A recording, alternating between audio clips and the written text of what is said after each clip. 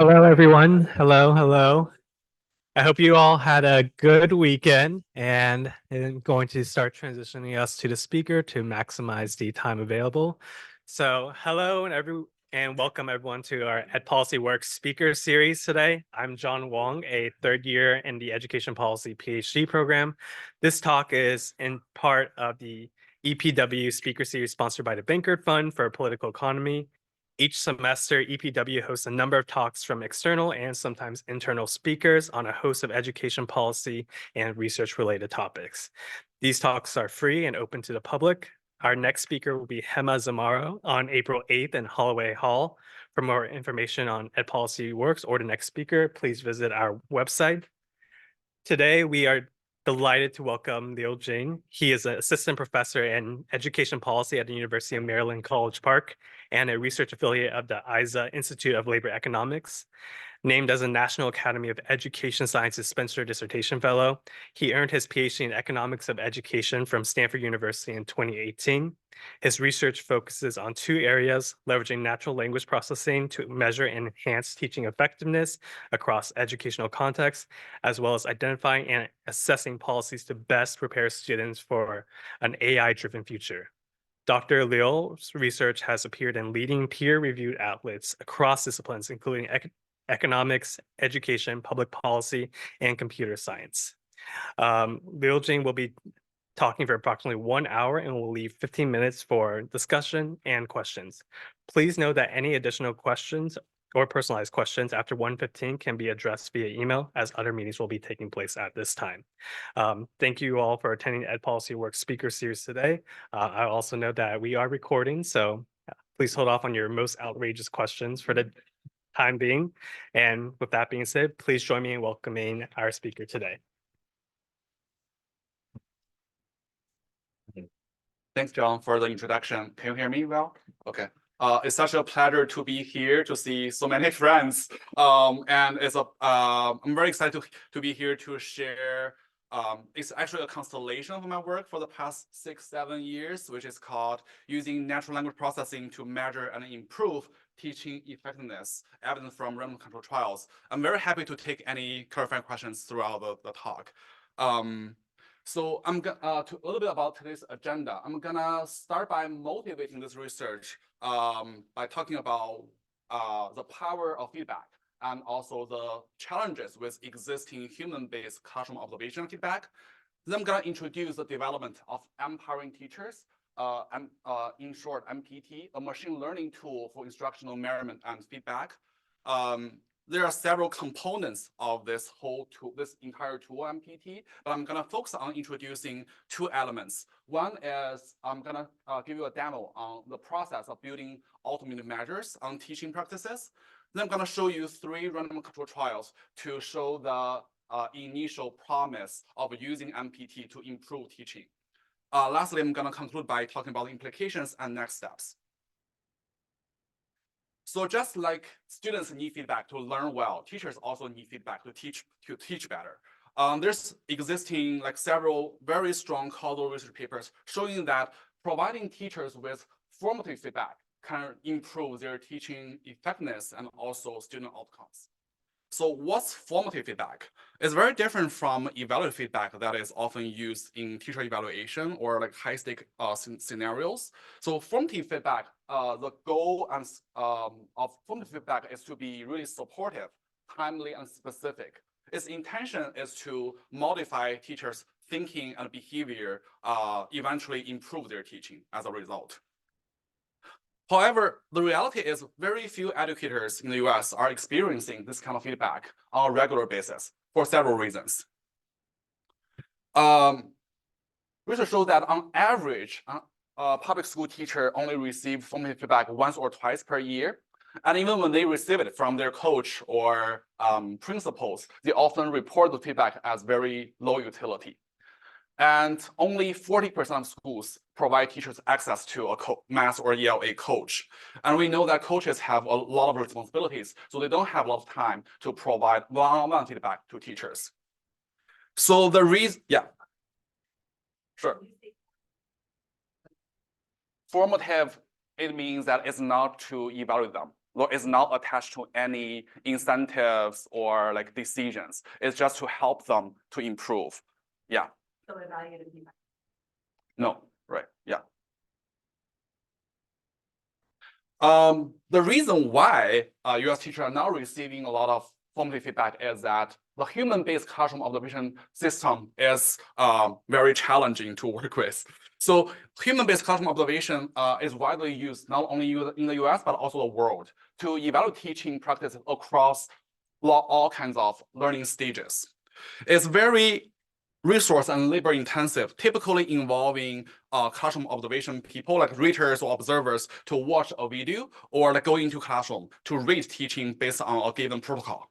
And this process is just a lot of dollar signs around this. Whenever I talk to people like Julie or Heather here, like, if I can replace human observation by using a machine, I would do it.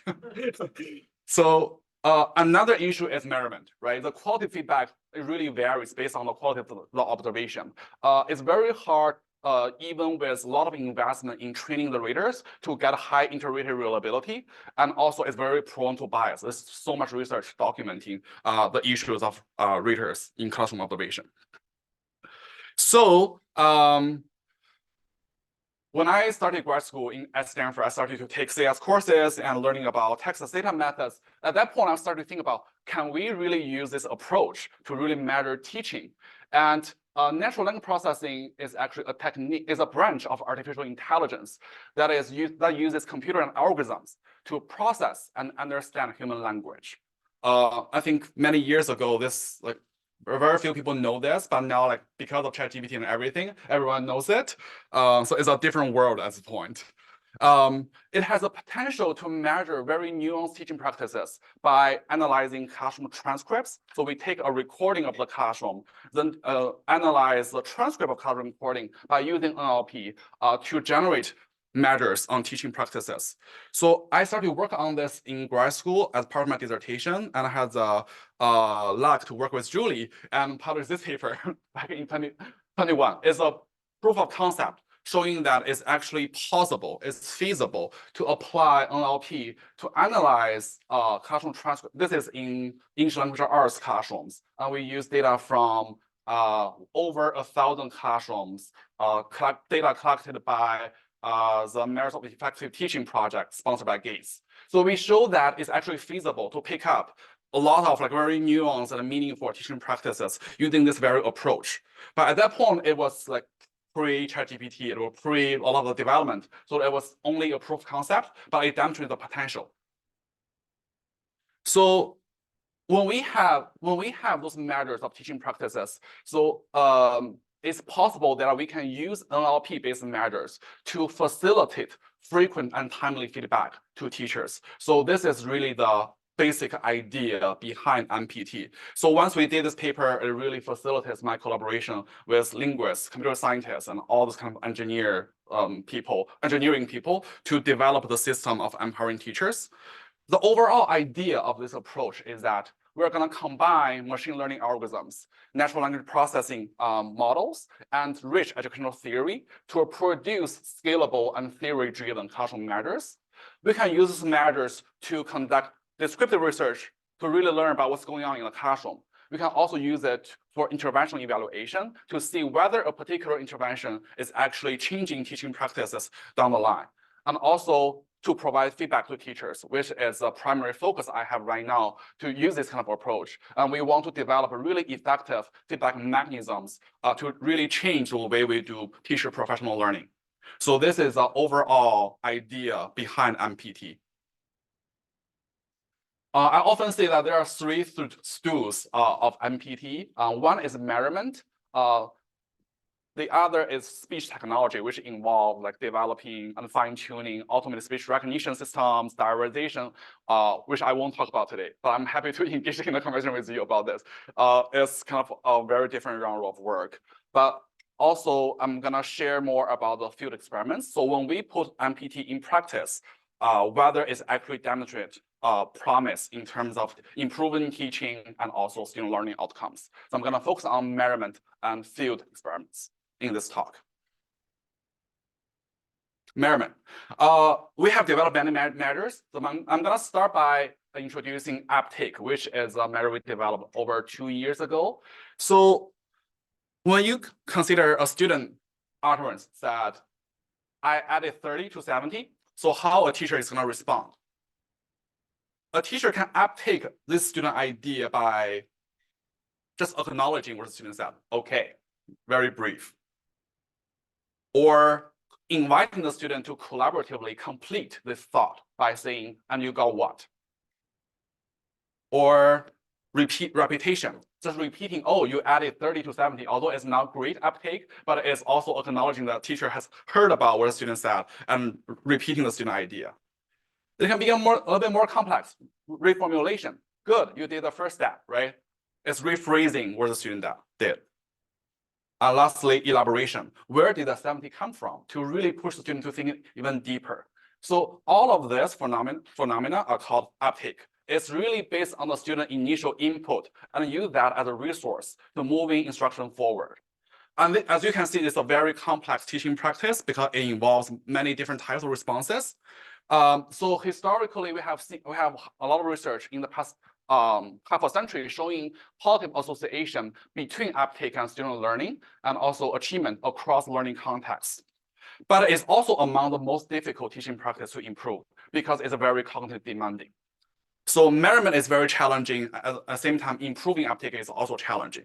So we set out to measure uptake using NLP method, applying NLP to transcripts of classrooms. So we developed an unsupervised machine learning model, which basically that means it does not really rely on human input in this process, human annotation in this process. Essentially, it learns to estimate to what extent a teacher's response is very specific to a student utterance. So it looks at all the pairs of student-teacher utterances as a way, basically is a probability model to maximize the dependence. So it's pretty technical because it involves a lot of like stats and also computer science thought behind it. I'm happy to talk more about this later. But we tried a lot of different models to measure uptake, and this unsupervised model, which is based on the pointwise Jensen approximation, performs the best. So we trained this model on combination of 3 large corpora of interactions to really fine-tune a BERT model to really reproduce uptake the best we can. And it showed that it really outperforms a lot of other popular models, including word embeddings and like percent in teacher language. Like there are different ways to do this, but this model so far performs the best and demonstrates high precision on par with human annotation. It also correlates with related teaching practices across a range of learning settings. So we were also using Julie's same teacher data to really show the correlation between the uptake identified in the transcript with positive outcomes. And it's very robust across different settings. And it's really good in terms of capturing a wider range of uptake phenomena, including reformulation and collaborative completion. So basically, using this model, once we input a transcript, we're able to identify those student-teacher utterances pairs as uptake or not, and use that as information to provide feedback, so that we can tell the teacher how often you actually uptake student ideas in the past lesson, and how you can do better. So that's kind of the measurement development process. Going beyond teacher, yeah. So is the goal here merely to try to count, like to increase uptake, the quantity of it? Because I thought you were sort of going into like, here are the 6 different types of uptake. And to me, it was like, well, some of these seem probably better than others, although that's probably complicated. Right, so it's harder to differentiate different types of uptake. So we started by just doing overall uptake. Although we definitely get rid of those, like when the students say, I want to go to the restroom, the teacher say, sure, go. So this is also uptake, but we get rid of that kind of uptake from the transcript. So what's the example of a pair that's not uptake? It seems like uptake was defined pretty broadly as I did some sort of response. But when you say something, I can totally just ignore what you said and talk to other people. So that's not uptake. But there, yeah, sometimes when students have an idea to share, the teacher is not necessarily really paying attention to that. They can switch gears to some other ideas. So that's kind of when uptake, like uptake is actually not very often, very common when you look at US classrooms. Yeah. But that's kind of a starting point of for us to build measures of teaching practices. We move on to build measures on the density of mathematical language. Whether a teacher is using focusing versus funneling questions, I'm gonna introduce you to more about what teaching and focusing questions are when I introduce the third RCT. Students' mathematical explanation and reasoning, which is pretty challenging to measure, but we have developed a measure on that. Classroom management compared to over time on task, how much time is spent on instruction versus on other behavioral management stuff. Meta-cognitive modeling, which is our new measure, like in collaboration with Julie and Nate Jones. Attributing competence to students and explicit teacher mathematical sense making and reasoning are two measures currently are under development. So we don't have papers yet, but for everything else here, we already have published or under review articles to show. Yeah. So I'm trying to square these skills, I guess, that Yeah. you're going to measure with, you know, what seems to be more typical in the classroom observation world, where, Yeah.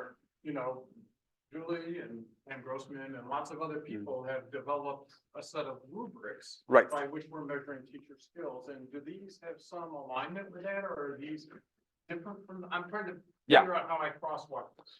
Totally. So in our most recent work, we actually try to use pre-trained language models to rate every aspect of MQI using NCT data. And we tried on like all the measures, and we want to show that to which extent we can measure everything very well. And it turns out we cannot measure everything equally well.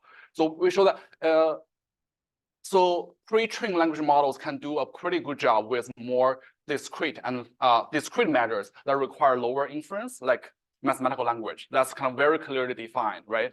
But when we look at more complex teaching practices, such as remediation to student errors, it's very hard, and it also involves humans to make a lot of inferences. And in that case, it's not performing as well as human beings. So this paper basically is exploring the boundaries of that. So towards we can really measure certain things well and certain things not as well. But this is kind of not using ChatGPT. It's using pre-trained models like BERT and Roberta and Llama 2, but not ChatGPT yet. I think things might change very quickly given how fast the field has been developing. But at this very point, I think we still have a constraint here. That's kind of the closest thing I can think of in terms of having a mapping between what we can measure using NLP and existing classroom observation protocols like MQI. We haven't done like Plateau or Plato yet, but yeah. Couple follow, and I can have you keep these until later, because maybe Yeah. they're more appropriate once you get further along. Yeah. But, you know, as you were talking, what comes to mind is sort of local context, like schools may have certain curriculums that wouldn't be, the models aren't trained on that. And so teachers are pursuing things for particular reasons Right. that may not align well with the model. Totally. And the other thing are the sort of nonverbal things that Mhm. teachers pick up on a lot of nonverbal cues Right. that may cause them to respond in a way that the model would not align with well. Right. Totally. There's a lot of gap. There are a lot of gaps here, which I fully acknowledge. And we are just moving to analyze audio data and classroom video data, which is kind of multi-modal. Machine learning is like, I think Peter has some work on using like video analysis, but we haven't even done that yet. And there's a lot of instruction that does not necessarily rely on verbal interaction, and that's also missed. But as I mentioned, like this is only at the beginning of the work. By the end, I will talk about why this field has been developing relatively slow compared with other areas that involve machine learning. We just don't have the data to do it well. So, any other questions? Okay, cool. So this is just a very high-level introduction of the measurement aspect, and now I'm gonna move on to show you 3 field experiments we have been doing over the past 3 years. The goal is to demonstrate the potential of this approach. We have done 3 RCTs. Back in the pandemic, we started to work with Code in Place, which is a computer science course, is a voluntary computer science course offered by Stanford. Like back in the pandemic, Stanford was thinking that they really want to democratize access to computing. So they offer this free course, and people can volunteer to be an instructor or student as long as you are an adult. So all over the world, like you can participate in this course. The reason we started with this online computer science course is because everything was conducted online. So then like all the recordings are very easy. So we can, every section is recorded, so we can directly get a transcript and also building a system to send the feedback back to the instructors. So that's our very beginning of trying out this idea. Then we move on to work with an online tutoring company called Polygons in Silicon Valley. It's tutoring, but it's not the tutoring we talk about nowadays. It's matching high schoolers with PhD students to give them experience with doing a project. So it's one-on-one, it lasts for 10 weeks, but it's also an opportunity for us to just try out our idea in a different platform. So we kind of show the promise in these two online settings. They will move on to in-person K-12 settings, which is a lot more challenging. So we work with TeachFX and over 500 science and math teachers in the state of Utah public schools. So based on so TeachFX is a company they have a platform to provide feedback to teachers. I have been working with them since I was a graduate student. So basically we use their existing users, but embed an additional layer of feedback to see whether this additional individualized feedback can really improve teaching practices. But this is the first time we do it in person setting, and it's we run into a whole lot of issues that I'm gonna share more when we talk about that. But the 3 RCTs are the field experiments we have finished so far, and I think it's kind of basically demonstrates the promise of our approach.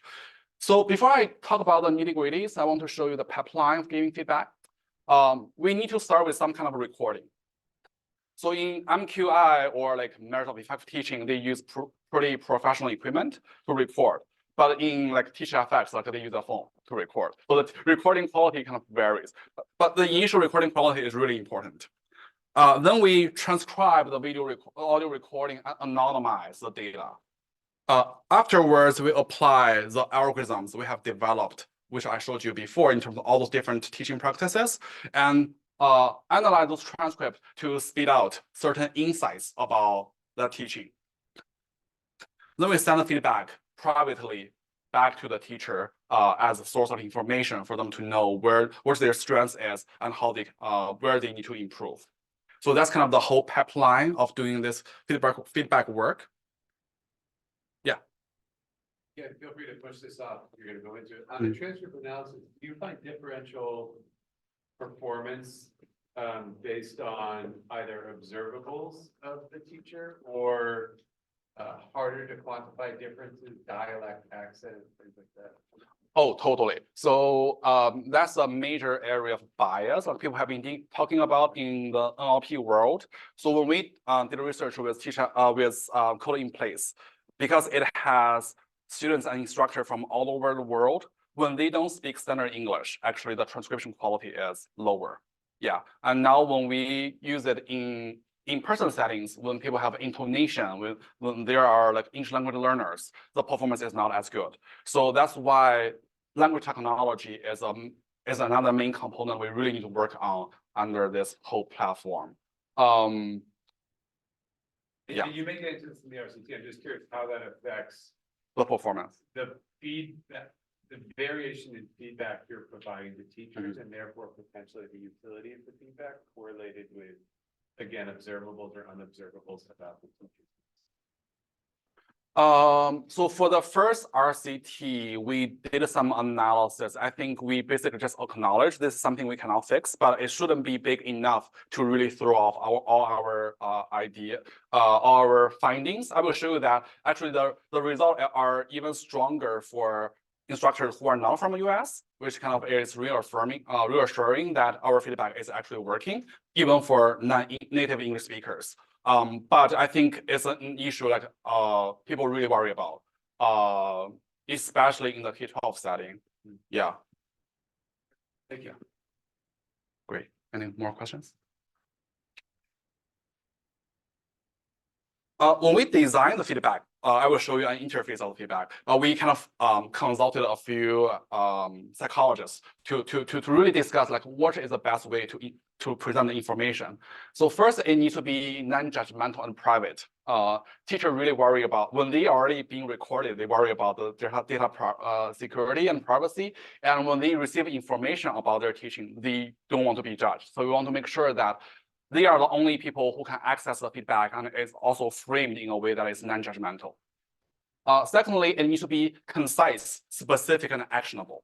So we want to make our feedback that is very specific to their prior teaching, and also we provide them some prompts about like self-reflection. So they not only just sit on the information, but also actively think about how am I going to improve upon using this information. And lastly, it's timely regular. So like every week, we provide feedback to the teacher so that they can monitor how they have been improving over time. Yeah. So this might be a. But I'm just sort of thinking about like, it seems like the paradigm here is that there is a set of actions or skills that are objectively good, and that we would like teachers to do those things more. And I feel like I don't know that I have a strong basis in my opinion, but that seems like I'm not sure about that, right? So I'm just sort of thinking about like, because there's no human input here. Right. So it's just sort of, it has to, how, you know, in certain circumstances, I could imagine a coach really wanting a teacher to do X, Y, and Z because of the context, because of what that teacher is already good at, what they're not good at. And then in another case, a teacher might get completely different feedback, even though, but here you can't, that can't happen. I think we are not there yet. As we continue to build a very comprehensive set of measures, we might be able to see, oh, this teacher is actually really weak in terms of these areas, and we need to prioritize feedback on that particular aspect. So we are not there yet. But on a different aspect, we are also trying to integrate AI-based feedback with coaching so that there's some human agency involved to help identify, okay, what are we going to do with this information? But back to this initial point, if we provide this kind of very simple feedback on just a few, or even just one aspect of teaching, and it shows promise in terms of improving teaching on multiple things and also student learning outcomes, that also like shows like it might be really powerful by just bringing their attention to certain things. Yeah. I'm wondering in the coding place and maybe how big of a problem like teacher attrition and also student attrition. So thinking about like the Brendan's point, you might also think about whether this improves teacher retention. Teacher retention is similar to have a lot of attrition, maybe they feel more self-efficacy. I don't know if you work with that or not. Yes, actually, student attendance is one of the outcomes we look at in that paper. But somehow in the pandemic, I think everyone is very committed to online meetings. Now, like when you have online meeting, like many people miss that meeting, right? So, but in the pandemic, I think people are actually motivated, and also it's offered by Stanford, so people like to be engaged with a place like Stanford. So that was not a big issue in the online study, but actually in the TeachFX Utah study, we see that teachers are not often using their app to report just because they are very busy. They don't really see the value of automated feedback. So it's a much bigger issue when we look at in-person K-12 classrooms post-pandemic. Yeah. Okay, so as I mentioned, Coding Place is a 5-week free online computer science course organized by Stanford. It has multiple waves, but for the wave we work with, it has 12,000 students plus 1,200 section leaders. Section leaders just means instructors. They are all volunteers, so there's no payment, there's no formal accountability. They are just doing that for fun. Like most section leaders, they were programmers, and they never had experience teaching, but they want to try it out. So that's kind of those population. And we provide feedback to instructors on a key teaching practice, which is active student contributions, because that's the very first thing we developed. And we also evaluate how such feedback affects instruction and student outcomes. This is among the first to evaluate the impact of ultimate feedback on instruction through a large scale as RCT. So I think that's the main contribution of this work. The RCT design is actually pretty simple. In this case, all instructors have access to feedback just because when you work with a partner, they have preference over how you design the study, right? So in this case, they don't want to really deprive anyone's opportunity to get the feedback. So everyone has feedback, but a random half of the instructors receive ultimate email reminder. So the reminder looks like this. It's very simple because we don't want it to contaminate the intervention. We just say, oh, we run this ultimate analysis on your section and your feedback is ready. So you can click on this button to see your feedback. We provide feedback after each section. So it's 5 times in total because you need a lesson to give feedback on. So this is a timeline. For 5 weeks, students have 3 assignments. So in week 1, week 2, and week 4, they have in total 3 assignments. And we provide feedback by the end of each week, right? So after when their teaching is done between Monday and Friday, we provide feedback on Sunday before they start the next week. And for the last week, because week 5 is the last week, so even though we provide feedback, we don't really have their lesson afterward because it's already ended. So we don't have a way to see how the last feedback actually changed their teaching practice. And this is how the feedback platform looks like. Here, we actually provide 2 pieces of information. One is student-teacher talk ratio. So in this particular case, the student talked 21% of the time, and the teacher talks 79% of the time, because it's very related to uptake, like in terms of to what extent students have opportunity to contribute to the class. So we provide that information as a first step. Then we tell the teacher how many moments we have identified in that prior lesson on uptake. In this particular case, we told the teacher we have identified 16 moments that they actually demonstrate uptake. And we don't just give them the number. We give them, the blue boxes are actually the actual transcript of the moments they demonstrate uptake. So they can see exactly what students said, what they said in that particular moment that is considered uptake. So it's very, very detailed and individualized. Yeah. I'm curious how you think about kind of the nudge of the fuel gauge. Like because you don't provide a reference point for what a more optimal share would be. And I'm curious if you have a sense of what that is, right? In a world where it's reversed, yeah, that isn't necessarily suboptimal. That isn't necessarily optimal. Students are talking. That's exactly what we have been grappling with, because I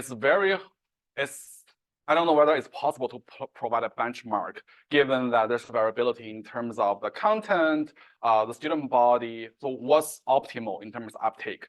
So in this particular case, we can only give them those information. But when we work with in-person K-12 settings, oftentimes we hear this feedback in terms of what should we do? What is ideal? So how much should I improve? Can I have a benchmark? We don't have that information. To rephrase my question then, yeah. What's the utility in providing that information? Oh, you mean the ambiguous what the optimal share is? Why provide the share? So our theory is oftentimes, from our experience, teachers don't realize how much they have been talking. So most of the time they will say, oh, I talk so much, I don't know that. So even just having very objective information present to them, help them to realize the dynamics. Because oftentimes we talk a lot and we don't know, like we are talking a lot and we don't give people enough opportunity to chime in. So that's often the case in our settings. But I don't think we have research that's showing the nonlinearity in terms of optimal talk time. Just one more point is you may be about to present this, but are you able to, I assume there's within teacher change in talk shares between weeks, right? If you nudge me and you said you talk too much, presumably the next week, maybe I go down to 60%. So I'm curious if you can observe within teacher changes in both talk shares and then student, any of your kind of student left-hand side outcomes. Yes, because it's longitudinal. So in theory, we could look at the temporal patterns of the intervention. We did look at I don't think we do that for this particular paper, but we do look at the uptake of the email reminder over time. We don't necessarily analyze the outcomes in terms of temporal responses, but that's a great point. Yeah. And yeah. Are all instructors doing the same type of content? Yeah. Yes. Look then at like where teachers are relative to other same thing that same week. Yes. So we look at first week before intervention in terms of, okay, what's the baseline, right? Because in week 1, people haven't started teaching yet. So we can look at a baseline in terms of who is uptaking, to what extent, and use that as a baseline measure to see who are responding more to the intervention. Yes, we do have that first week information. Another way that metric is like other instructors teaching the same content. This is their ratio, so this is kind of how you fall compared to peers. Not that we know what's good or bad, but like there's kind of a Yeah. I think some teachers really want that to really benchmark their own practice. I think initially when we designed the interface, we entertained with the idea of like giving a relative ranking in terms of where you are, but somehow we abandoned that idea. I don't remember why. But I think there are a lot of open questions in terms of how to design the feedback mechanism in an optimal way. Yeah. Lastly, we give them some reflection questions in terms of asking them what strategy you might want to use to strengthen your uptake of student ideas. So that's kind of the feedback interface we present to teachers. So we have 2 very straightforward questions. One is, does the feedback improve instructors' practice? We look at a few teaching practices simultaneously. One is uptake. That's exactly what we want them to change, right? That's the information we give to them. We also look at how many questions they ask and how many times they are just repeating student ideas. Because both questioning and repetition are 2 uptake strategies. And questioning is a little bit more complex, right? It needs the teacher to think more about what the student is like doing and listening, but repetition is a little bit low level. So we want to see whether it's only which kind of aspect of the teaching is this information driving to see whether it's like just low level or higher level uptake. Then we also look at instructor talk time as a way to see whether the information actually reduce their talk time relative to the students. We don't have great student outcomes because it's voluntary. So we only have measures on student engagement and satisfaction, including like assignment completion, class attendance, and online survey about their perceptions. So we don't have a test to show their knowledge about CS. That's because it's voluntary. So there's just no built-in assessment that is available. Our identification strategy is relatively straightforward. We use randomization as an instrument for teachers' interaction with the feedback. So our goal is to estimate the impact of feedback on some teaching practices and student outcomes, right? So here, I indicates the instructor and T indicates the instruction week, respectively. It's a little bit more complex just because it's longitudinal, right? It's kind of a reoccurring. And whether an instructor changed their behavior in a certain week is not only it's affected by the random assignment in 2 ways.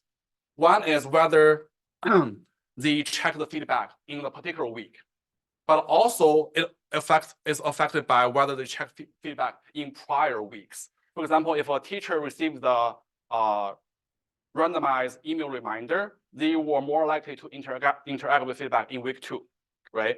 In week 3, because they enjoy that feedback in week 2, they are more likely to interact with feedback in week 3 as well. So if we only look at whether they check feedback in a particular week, then we will have an omitted variable bias because we don't have that feedback in the prior week control for, which is also affected by the randomization.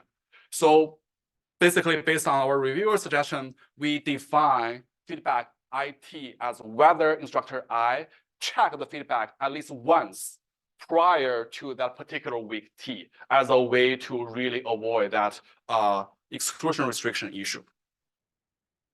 Restriction issue, sorry, that main variable bias issue.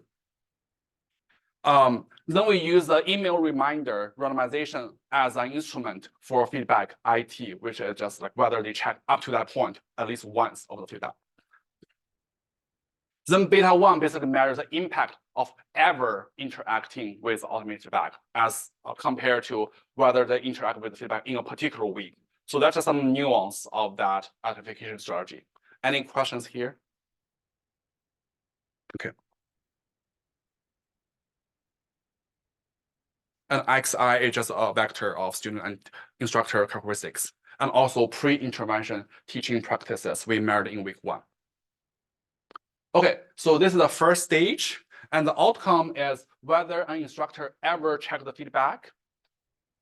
So first we we stack all the data to look at across all weeks how the intervention actually changed treated teachers' interaction with the feedback. Then we look at weekly how that evolves over time. So we see that here across all weeks, the email reminder increased treated teachers' likelihood of interacting with the feedback by about 54 percentage points. So that's a very high increase.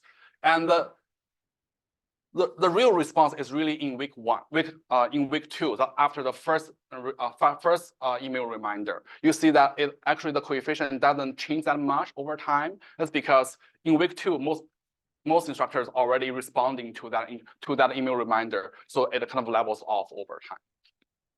To put it more concretely, across all instructional weeks, the email reminder increases treated instructor likelihood of checking the feedback at least once to 71.2%.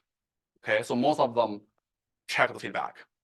4 times the rate in the control group. So it's only 17.6% for the control group.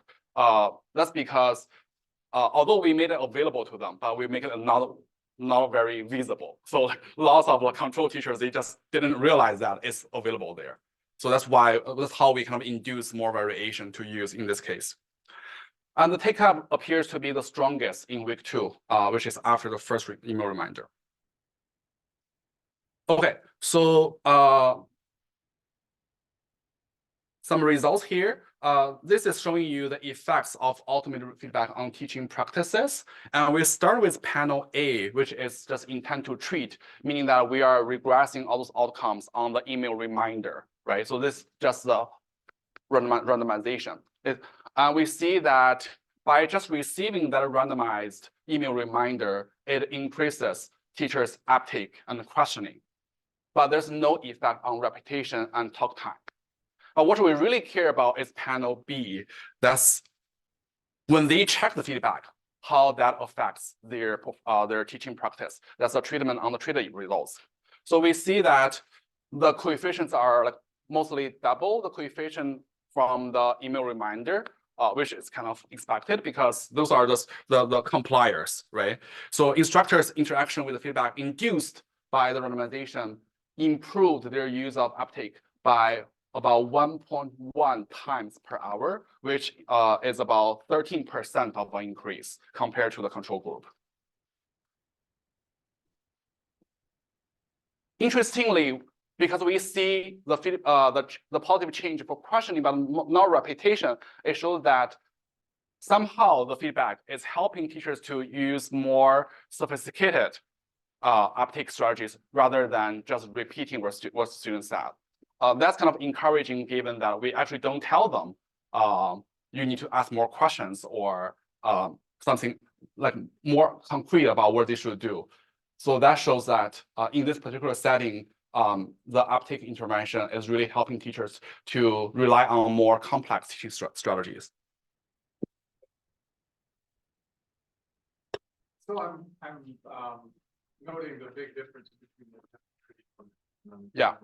And just wondering if you could tell us a little bit about, you know, worries you might have about the selection of people who chose to take up the treatment, that is, look at the feedback relative to the people who got the treatment, but didn't do that. I don't think I have the table here. But we do have that analysis in the paper. Well, that's okay. Yeah. It just struck me that there were pretty big differences there and sort of wanted me to understand more about what might be going on. Totally. Especially since you've had such strong takeout. Right. Yeah. So that's suggesting very big differences between the people who didn't take it up and the ones who did, and I'm worried about all the unobserved attributes that might be driving. Totally. I definitely have that in our paper. If I remember correctly, we see that instructor who already demonstrate certain kinds of certain amount of uptake in the first week were more likely to pick it up. Yeah, so it's not of foreign like teaching practice for them. So they already have some experience with uptake, so they take it up more. I think female and somehow instructor from outside of US are picking up more just because they are more interested just in getting feedback compared with somehow domestic instructors. I don't have the table here. That's kind of what I remember. Yeah. So I think my question's related to Mhm. what I hear in Denver's question, Yeah. but like, I think that questioning going up makes sense to me as like a teacher, Yeah. because you're telling me like, I'm talking too much. So my instinct, even if you don't tell me ask the questions, my instinct, like, if I ask questions, I'm like, more right? Yeah. But what I'm having a hard time reconciling is like, why talk time doesn't seem Right. with it? Mm-hmm. So if they're asking more questions, like, what's happening? It can rely on, it might be a result of the dynamic. So even when teachers ask questions, students do not necessarily answer. So questions, we know also like there are different qualities of questioning, right? It can be like simple question like with a dead answer like yes, no. It can also be more thought-provoking questions. So here we don't really differentiate the quality of the questioning because we develop the measure on focusing funneling later after this research. But I think it would be great exercise to see whether it's only mechanical questioning or it's like very more high-level questioning. Yeah. Follow up to that. I'm not sure what the movement is happening, but maybe ask questions that the students reply via chat. Like, That's a great question. It's not Zoom. It's Oh Yay. I don't know whether you have used that platform. It's called Oh Yay. So I think what did we do with that? We try to get access to that, but I think what we were told is there was very little communication through the chat box. Yeah, but it's not Zoom. Yeah, we were. Sorry, you may have talked about this earlier, but what is the scenario here? So, online class? It is, So- yeah. So students, but these are large online classes? So- It's not. No. It's actually a small group. Yeah, it's only 20. So, During the class. right. And this is only the verbal. This is only the verbal communication. The uptake doesn't include chat, like. No chat. Yeah. And in this particular setting, it's mainly verbal communication. Even more so compared with in-person classrooms, because on online interface, it's harder to write something down on the board, things like that. Yeah. And sorry, how big are the classes? It's mostly 20 students, 15. Yeah. It's like typical post-secondary online college courses. Yeah. Do you have a sense of sort of like content that's being displaced by like their use of additional questioning? I guess I'm thinking about how maybe I'm doing direct instruction on this computer science material, maybe I added some more details originally, but then now I add the student questioning. Do you have a sense of, are they just now like rushing through the content at the very end? Yeah. Or were they originally covering everything? Was all of that time originally being used for entire content and then some were being used for side conversations with before? I guess I'm trying to figure out what was being disclosed as we go. Then we need to have a counterfactual, right? We need to have what would happen without that uptake. So I don't have a great idea about that.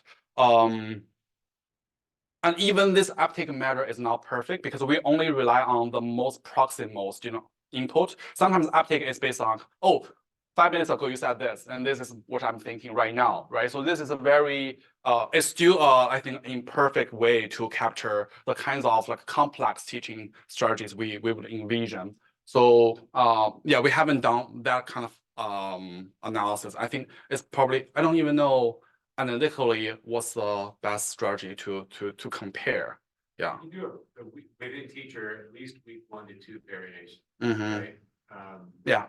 That even if it's descriptive, both in terms of like whether there's displacement of other content, because you have, I mean, the richest thing you have is you have all this data already coded up in terms of what you're doing. We only have those measures at that point, so But you have. in theory we can code it in other ways. Yes.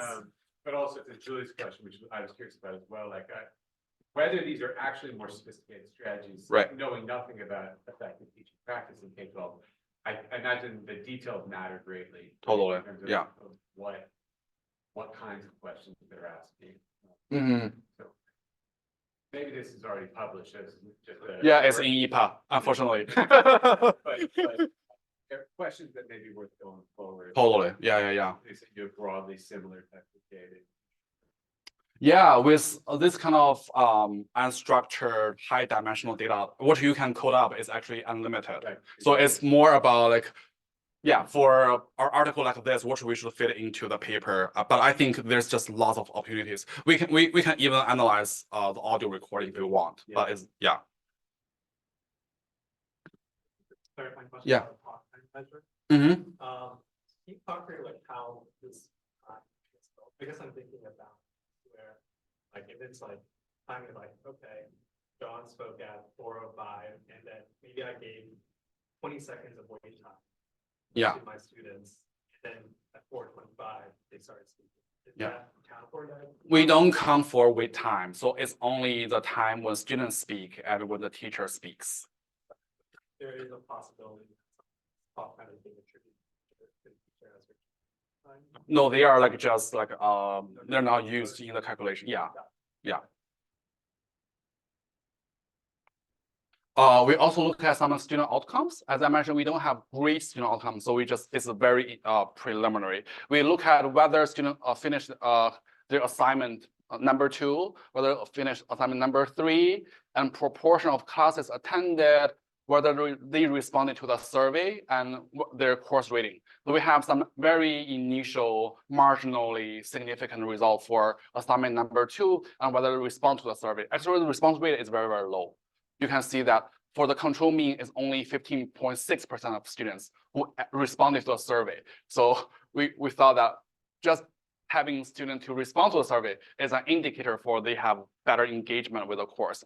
But just because of the nature of this voluntary post-secondary online course, this is the best we can do in terms of showing some initial benefits on student outcomes. Yeah. Okay, so this is a first study. We have a lot more results in the paper. For the sake of time, I'm gonna just skip to the RCT with polygons.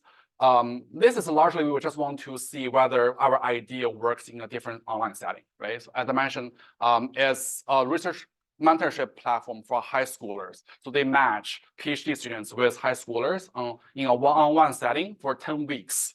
So they identify some projects, they do it together over time. They eventually can choose to publish the work or not. So it's really to give students research experience. We have 414 mentors. Correspondingly, we have 414 students in the sample. Okay, so in this case, Polygon doesn't have a requirement for every tutor to have access to the feedback. So we just randomly assign half to receive feedback on uptake. The other half has no access to such feedback at all, to see whether the idea works in this setting. So the results are broadly aligned with what we found in coding place. So we basically use the exact same measure as the last paper. So you see that uptake is increased, questioning increased, but we also have more repetitions, which is actually a bigger coefficient compared with questioning. I think it's mainly because it's one-on-one, so it's just more opportunities for the tutor to just repeat what the student said. But this is kind of at odds with what we found in the coding place setting. But here we see a reduction of teacher-student talk ratio, because it's one-on-one. So I think when the teacher is asking more questions, the more repeating the student ideas more, then the student just have more opportunity to participate. So we see a reduction of the teacher talk time. But broadly, in this very different online context, we see that we have pretty similar findings compared with coding place. Any questions about this this experiment? So I'm just like going, yeah.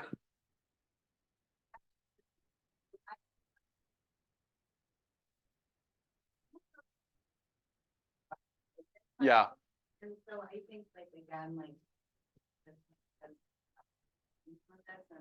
I think it's useful, not just with the questions, but also with the repetition, because especially in a tutoring setting, like I could theorize why repetition might be a particularly effective strategy in a way that it wouldn't be.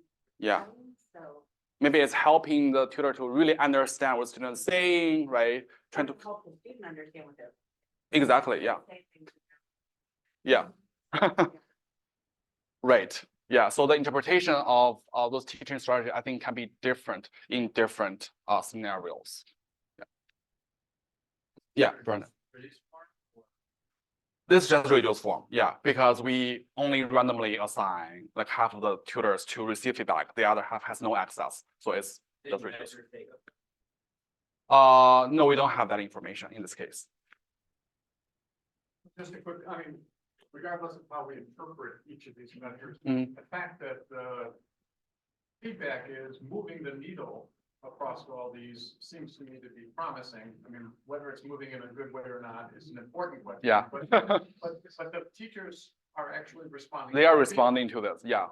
I think, especially in this setting, those doctoral students, they have never been teachers before, right? So they are very open to whichever feedback we can give them. Similarly to K-12 tutoring right now, all the tutors are very desperate for feedback, but we don't have a mechanism to give them feedback. So that's kind of nothing I can talk about. So I'm moving to that space to see how we can use this strategy to really help scale up high impact tutoring. So even for those like less trained tutors, they can become expert tutors very quickly. Yeah. And by the way, this is a very cheap intervention, right? Because we already have the algorithm developed, it's already recorded. So, and the ultimate transcription is only $0.1 per minute. So it's overall a very, very cheap intervention. And we haven't done a cost benefit analysis yet, but I think it's actually great on that dimension. We also have some student outcomes here. We have this NPS score that's kind of used in the industry. Basically, it's asking the mentors and students to rate on a scale of from 0 to 10, how likely they're gonna recommend this experience to other people, right? So we see like positive impact on mentor APS, NPS, student NPS, also student optimism about their academic future, which is really cool. Yeah. But we don't see any effect on whether policies work, which I think is a very high bar. Also like student mentor review score. Okay, the last study I think is the most exciting. It's the hardest I have ever done, but I think it's exciting because we finally did it in in-person classrooms. We also collected rich interview data to really understand how teachers engage with ultimate feedback and how they perceive it. So in this case, we is the first large-scale RCT that tests the efficacy of ultimate feedback in in-person K-12 classrooms. We partner with TeachFX, as I introduced. It's started by a Stanford student, actually. It's a company that delivers feedback to ultimate feedback. Basically the same idea, but they have an app you can install on the phone to record the class. As you can imagine, the recording quality is not as high, but it's the easiest, right? The teacher can just turn on the phone and record it. So that's why you can do it at a larger scale. In total, we work with 523 math or science teachers teaching in Utah public schools. And because those teachers, they are already TeachFX customers, you cannot really ask half of them to not have access to anything. So that's why the way we work around it is we randomly assign half of them to receive additional weekly feedback on just one additional piece of information, which is focusing questions through email. So focusing questions is in contrast to, so here we are at the quality of questioning. So it's in contrast to funneling questions. So you see in this case, it's a funneling question. When the teacher asks, what's the rise, what's the run for like this particular setting, the student basically is guiding the student to a very particular answer, right? There's only one good right answer to that question. But in this case, which is a focusing question, meaning that the teacher is pressing the student to think more deeply and give more a variety of different answers. The teacher was asking, what do you think of when I say slope? So there can be multiple answers from the student side. So you see like one question is basically just closing the conversation. And one question is opening it up. So in this particular measure, we are measuring towards whether a question is focusing versus funneling. And we provide this piece of information to those randomly assigned teachers above and beyond the feedback already provided by TeachFX. So some background is we really want to show the benefits of ultimate feedback versus no feedback at all in in-person settings, but we just cannot do that here because they are all TeachFX customers. So in terms of contrast, it's very minimal. So like all the control teachers, they have access to TeachFX feedback. All the treated teachers only have this one additional piece of information. So in terms of information overload, we just believe we don't really see a super big contrast between the treatment and control. Yeah.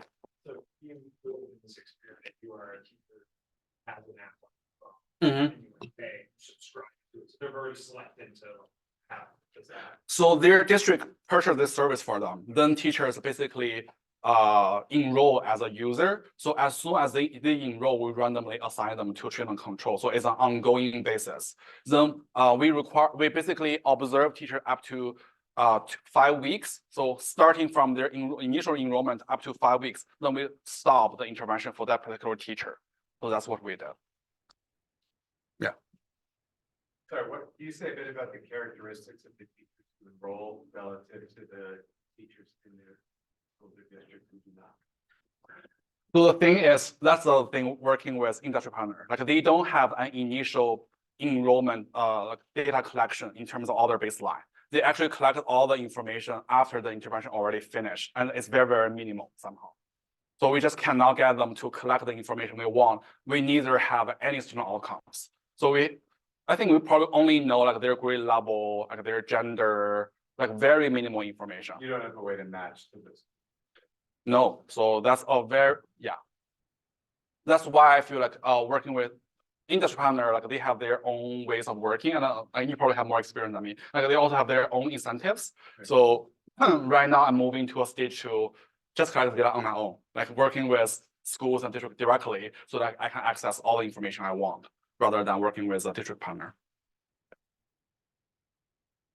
But the interface is kind of interesting. So see here, they already have all this feedback. So TeachFX, you can click on all the items and see like this individualized feedback based on the prior recording. But here I'm showing you the add-on piece of information we provided to teachers, which is on focusing questions. It's similar to the prior interface, but what's cool here is they can click this particular moments to listen back. So they can actually listen what they said on that moment. And yeah, we don't tell them funneling. So in terms of building the measure, actually the focusing question measure is much more precise than funneling. We want to make them confused. We just tell them this is for 15 focusing questions you asked. Yeah. Similarly, we also ask them to reflect on what they have done. So here we see some improvement on teachers' use of focusing questions. This is on average for treated teachers, they increase their use of focusing questions by 4.6 per hour. So every hour they ask a lot more focusing questions, but we don't really see that feedback help teacher to engage in any other teaching practices. Like uptake is basically very related to focusing questions, 0 result. Student reasoning rate 0, and student talk percentage 0.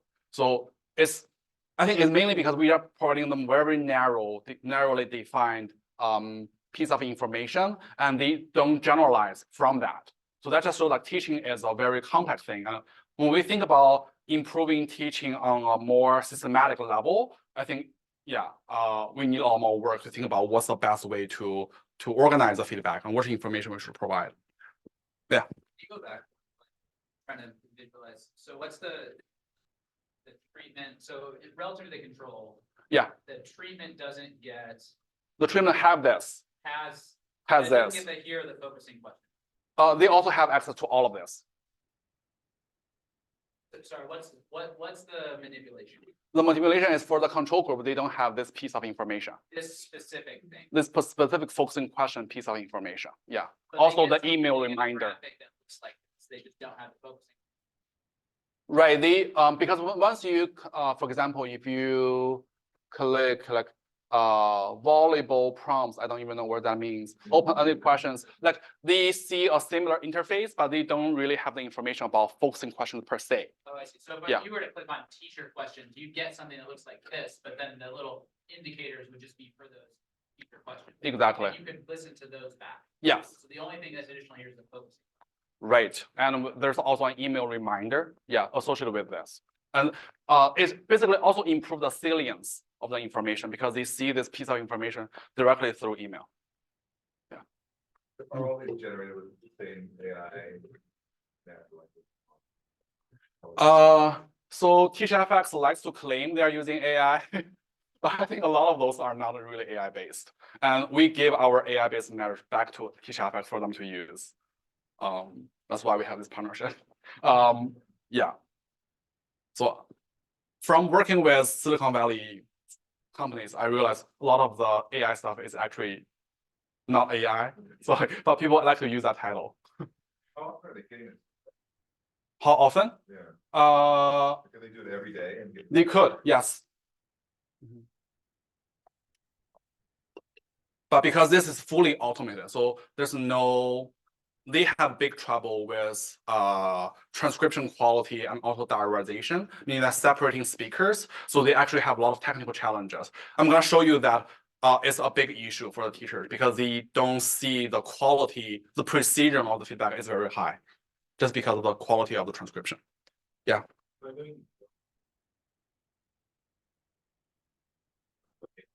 Mm-hmm. What's the relative share of teachers could have used this compared to the like 530? We don't even know that. The whole process is just very, very challenging. I think we are able to write a paper on this is a miracle. Yeah.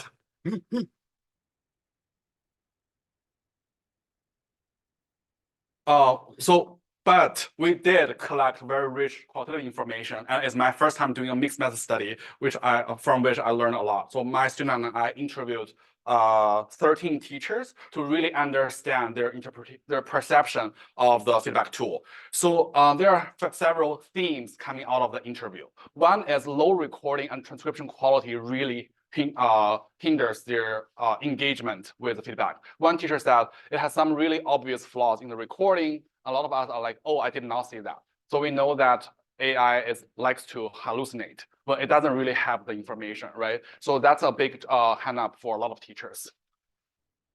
Second is time constraint. Teachers are incredibly busy. So for many of them, the hard thing is to have the time to sit and work with the feedback. So actually, there are a ton of teachers in our sample. They just don't record consistently. They record very, very, very sparsely, and that doesn't really give us enough information to look at how they are performing and how their practice change over time. Lastly, is concerns about data privacy issues involved in automated feedback. They constantly link this to teacher evaluation. So even though we told them that it's only for you, your principal doesn't have access to this, it's like private information, but these like we don't want ourselves to be listened to by other people. We feel we are observed, and like yeah, they feel like they are gonna be criticized because of their performance. So I think it's very understandable, given, yeah. Did you notice across all of your studies that, like I know from my own experience with getting feedback from wearable devices, I really focused on it. Feedback for like the first exposure to it, but then over time I start to ignore it basically. Do you notice that time response that Yes. teachers or the people in your studies have? Exactly. I think initially people would have excitement about that feedback, but because it's the same feedback, right, over and over, so they quickly like the impact like just levels off because it's nothing new. So in our new interventions, we are basically gonna pair different pieces of information. For example, we're gonna, in our new partnership with Guilford County Public Schools, we're gonna start with giving teacher feedback on the student reasoning. So for the first 2-3 weeks, then we're gonna move on to uptake. So like one initially it's student information, then you focus on how teachers are gonna do with that. So to give them like more new information to keep them excited.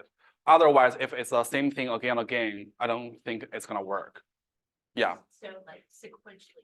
Sequentially, yeah. So pair.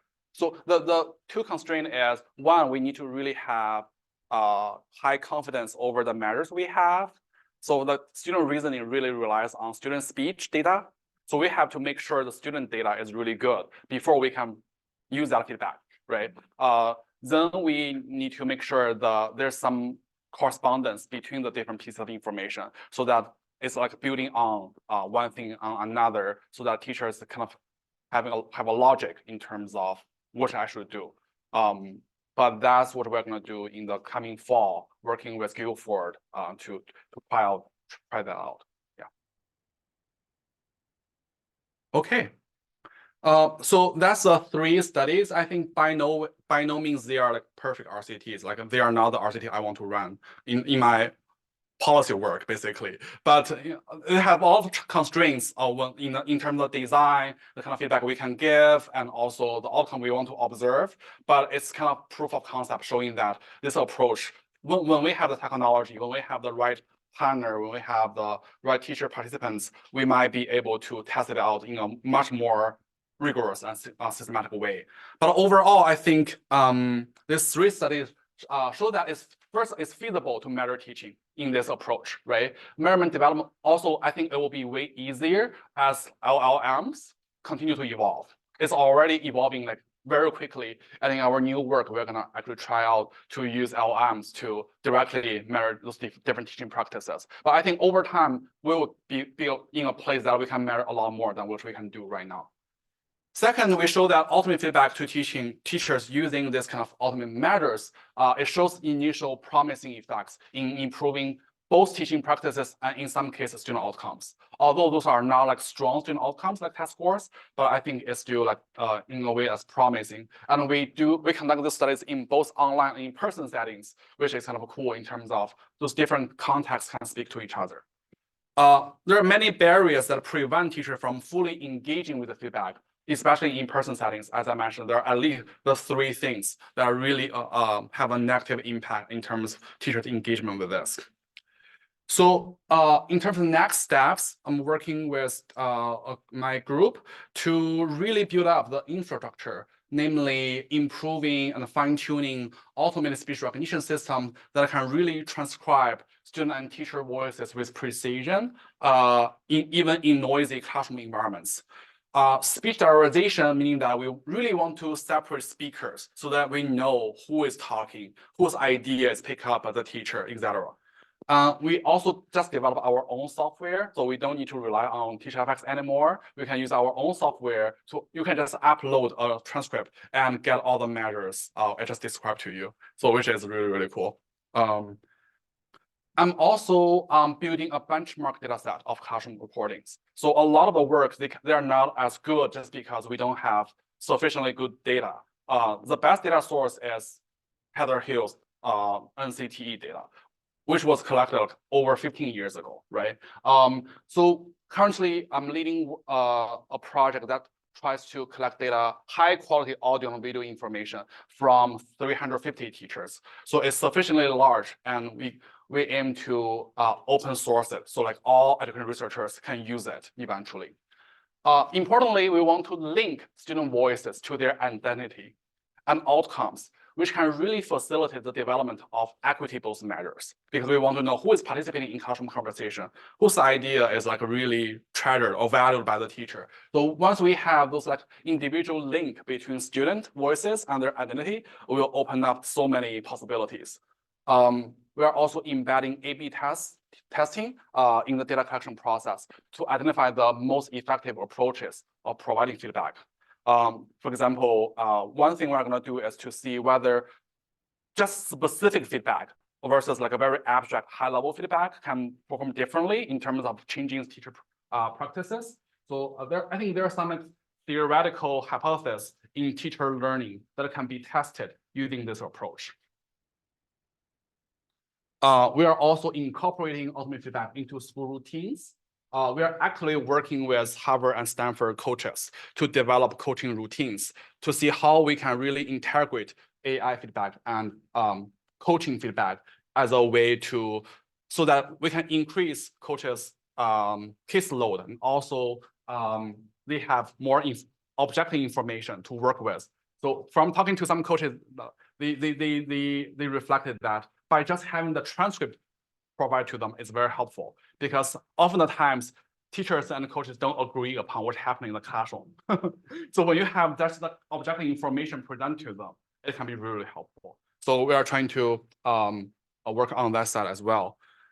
So last year in June, I worked with Dora and Heather. We convened a panel of experts from industry and also practitioners and scholars to collectively produce this white paper, which is about how we can really leverage the fast development of technology to empower educators via language technology. So here we lay out the basic principles we really need to follow to do this work. So if you are interested, you can search for this, and it's online. And this is my big team. As you can see, we have a linguist, instruction expert, data scientist, and a speech expert, which is an engineer. So it's a very interdisciplinary team, and we are funded by multiple funders and also work with multiple industry partners. It has been a really, really cool experience. Okay, I'm gonna stop here. Thank you.